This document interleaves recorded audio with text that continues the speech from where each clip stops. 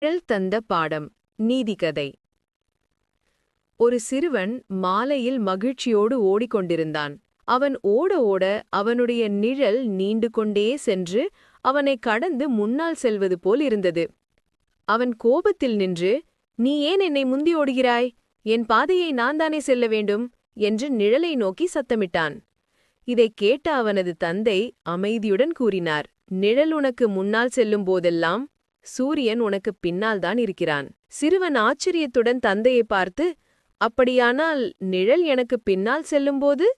என்று கேட்டான். தந்தை புன்னகைத்துச் சொன்னார், "அப்போது நீயே உனக்கான ஒளியைக் கண்டு கொண்டு நடக்கிறாய்." நீதி. சில நேரம் வாழ்க்கை நம்மை கடந்து ஓடுற மாதிரி இருக்கும். அதை தோல்வினே நினைக்காத. நடக்கிற ஒவ்வொரு விஷயத்துக்கும் பின்னால் ஒரு ஒளி இருக்கும். அதைக் கண்டு நடக்கிறவங்க தான் வாழ்க்கையே வெல்றவங்க. இந்த ஸ்டோரி உங்களுக்கு பிடிச்சிருந்தா லைக் பண்ணுங்க அண்ட் சப்ஸ்கிரைப் பண்ணுங்க. உங்க கருத்தை கமெண்ட் பண்ணுங்க. Okay, bye bye.